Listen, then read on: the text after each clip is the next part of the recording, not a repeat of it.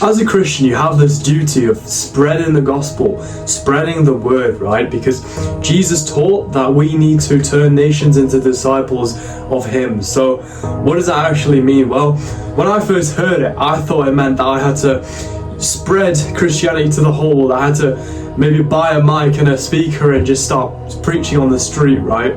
But I overcomplicated it. Jesus doesn't expect us to throw away our whole life and just spew out the gospel every time.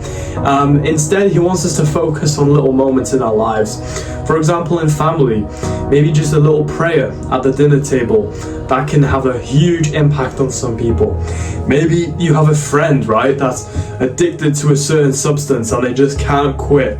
Maybe mention to them how God can take away that addiction if they pray to him. Maybe there's a colleague at work that's stressed out all the time, and you can tell them how God is the ultimate comforter, right? These little moments in our lives, that's where Jesus expects us to do the work he needs us to do. He doesn't expect us to, like I say, just completely dedicate ourselves to just preaching the gospel and physically making people disciples of Jesus. Instead, it's the little things that count. So what I want you to do is start focusing on just sort of intertwining Jesus Christ and the gospel into the conversations you have with people every day. Start subtly talking about him. Maybe he helped you with something. Maybe he helped you quit something. So just praise the Lord.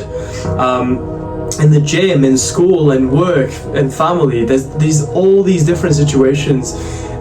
You have a big option to just spread the gospel, and it will have a huge impact on the people you speak to. And this is something that I've started doing as well, because before I made a big deal of it and it just made me stressed out and I never actually got to work. So stop being so selfish and just spread the gospel.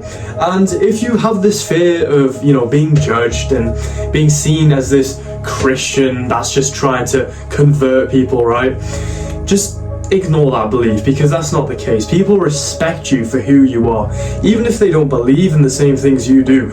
Even just talking about your beliefs and how they've helped you will genuinely make a positive difference. People won't negatively judge you. They will respect it, and I can promise you that. Even just spreading the gospel in work, I've noticed my colleagues and manager treat me in a nicer way.